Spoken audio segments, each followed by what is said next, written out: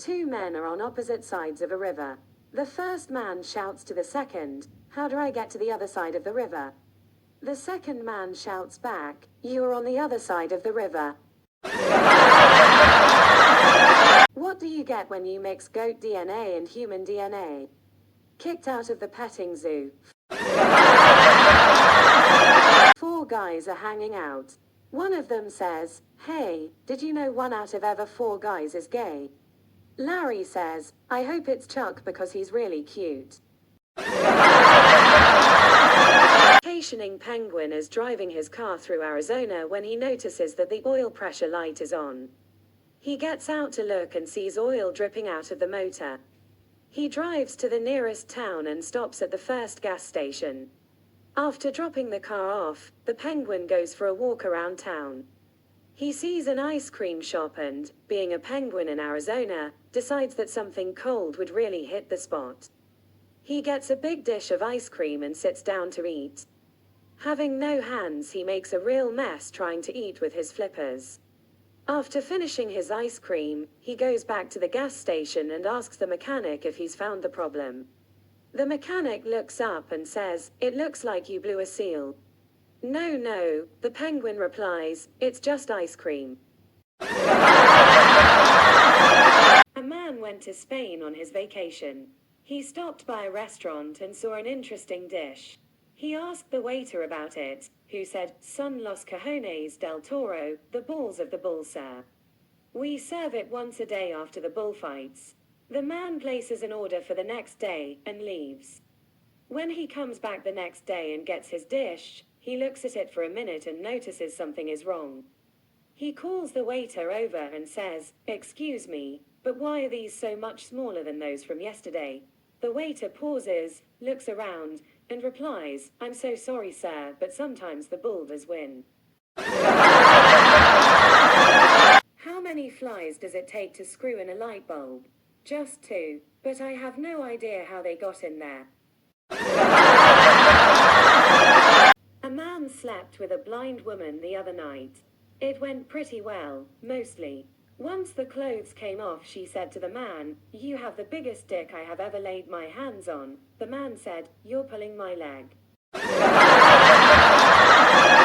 A Mexican man who spoke no English went into a department store to buy socks.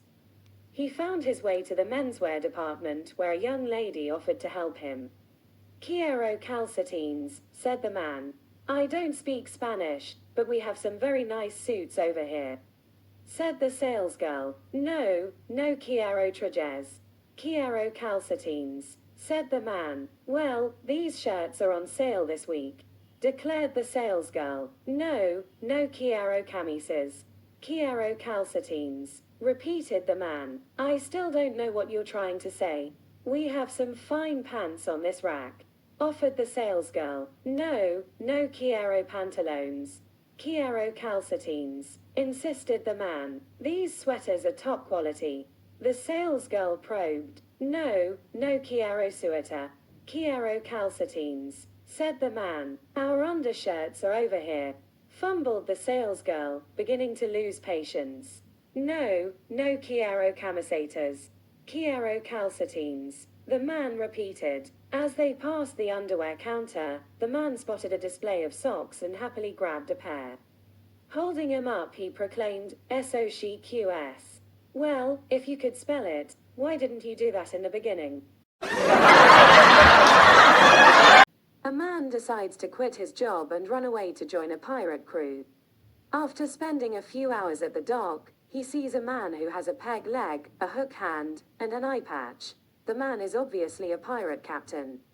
The man promptly joins the captain's crew and they ship out to sea that very day. Later that night, the man walks up to the captain and says, "I'm sorry, but I just can't hold back anymore." "How did you get your peg leg?" The captain says, "'Twas me first day at sea as a young lad. A great big swell came from the sea and knocked me overboard. Before me crew could pull me out, a giant one-eyed fish swam up and bit off me leg." The man goes, "That sounds terrible. What happened to your hand?" The captain says, "'Twas me second day at sea. Another great big swell came from the sea and knocked me overboard. Before me crew could pull me up, the giant one-eyed fish swam up and bit off my hand. The man tells the captain it sounds like the fish has it out for him, and asks what happens to his eye. The captain says, "'Twas me third day at sea. I was looking up at the sky when a bird came and shat in me eye." The man says, "And that's how you lost your eye?"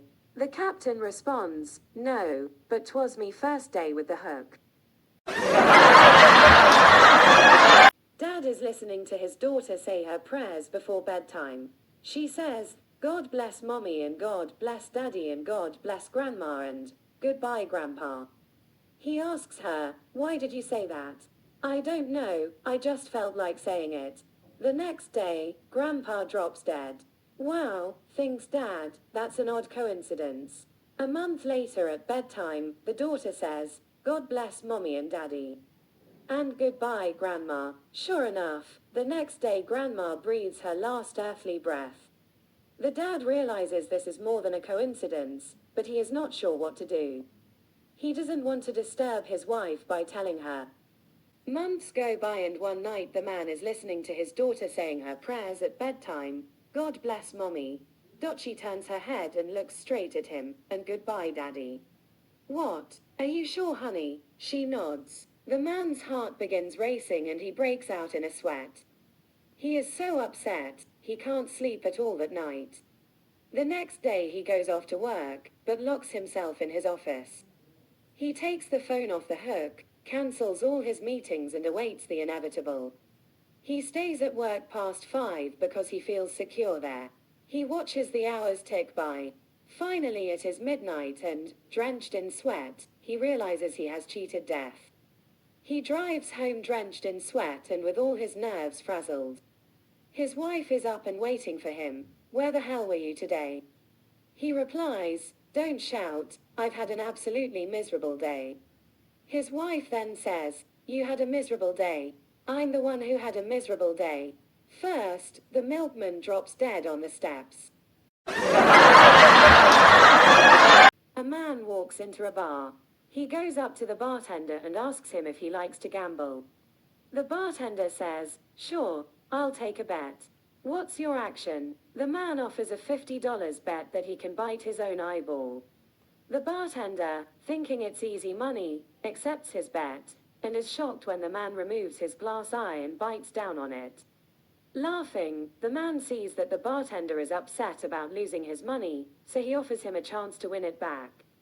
"Double or nothing," says, "I can bite my other eye." The bartender thinks it over. He knows he was just tricked out of $50, but he also knows that this man can't possibly have two glass eyes, so he pulls another $50 from the register and accepts the man's bet. The man promptly takes out his false teeth and gently closes them around his other eye. Now the bartender is visibly angry to have been had for $100, and the man's laughter isn't helping. Just before he throws him out of his bar, the man puts his hand up. "Real sorry about that, pal. I get people with that bit all the time, but you've been a good sport, so I'll give you another chance to win some cash. I've got $500 that says if you slide a shot glass down the bar top, I can run alongside of it and piss into the glass without missing a drop. This is kinda hard for me to do, though, so I think it's fair if you give me 2 chances at it."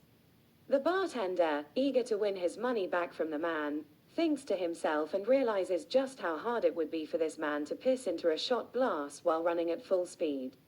Especially knowing he only has one eye to line up his shot. After a minute of deliberation, he willingly accepts the bet.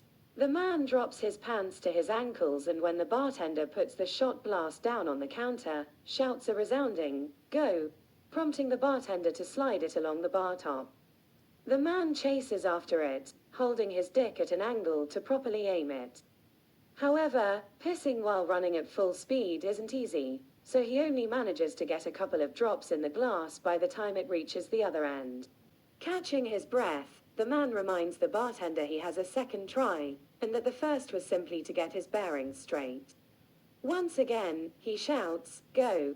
giving the bartender his cue to send the shot glass back down the bar.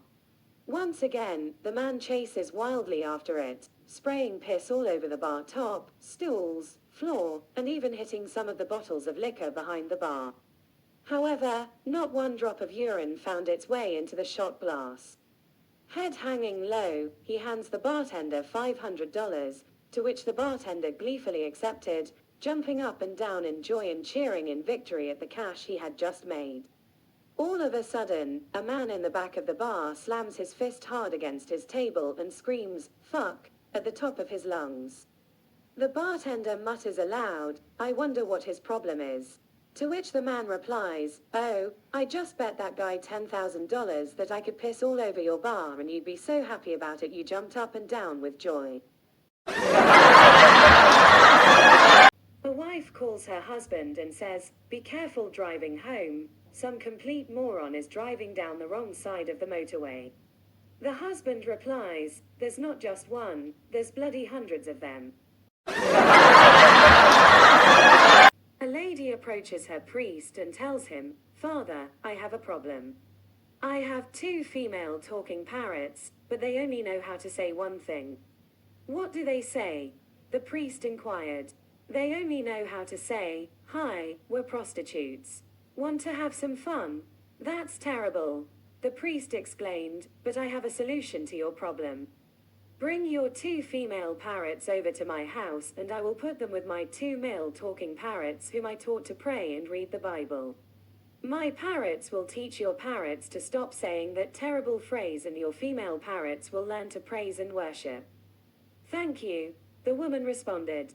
The next day the woman brings her female parrots to the priest's house. His 2 male parrots are holding rosary beads and praying in their cage. The lady puts her 2 female parrots in with the male parrots and the female parrots say, "Hi, we're prostitutes, want to have some fun?"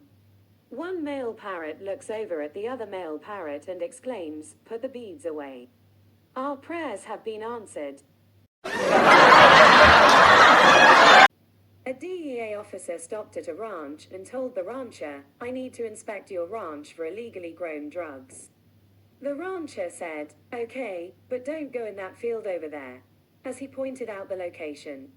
The D officer verbally exploded saying, "Mister, I have the authority of the federal government with me." Reaching into his rear pants pocket, he removed his badge and proudly displayed it to the rancher. "See this badge? This badge means I am allowed to go wherever I wish. On any land, no questions asked. Do you understand?" The rancher nodded politely, apologized, and went about his chores. A short time later, the old rancher heard loud screams, looked up, and saw the D officer running for his life, being chased by the rancher's big bull. With every step the bull was gaining ground on the officer, and it seemed likely that he'd sure enough get go red before he reached safety. The officer was clearly terrified. The rancher threw down his tools, ran to the fence and yelled at the top of his lungs, "Your badge, show him your badge." An old Italian man lived alone in the country. It was spring and he wanted to dig his tomato garden, as he had done every year, but it was very hard work for the aging man as the ground was hard. His only son, Vincent, who used to help him, was currently in prison. The old man wrote a letter to his son and described his predicament. "Dear Vincent, I am feeling pretty bad because it looks like I won't be able to plant my tomato garden this year. I'm just getting too old to be digging up a garden plot. If only you were here my troubles would be over. I know you would dig the plot for me. Love, Dad." A few days later he received a letter from his son. "Dear Dad, not for nothing, but don't dig up that garden. That's where I buried the bodies. Love, Vinny." At 4 a.m. the next morning, FBI agents and local police arrived at the old man's house and dug up the entire area. However, they didn't find any bodies, so they apologized to the old man and left. That same day the old man received another letter from his son. "Dear Dad, go ahead and plant the tomatoes now. That's the best I could do under the circumstances. Love, Vinny."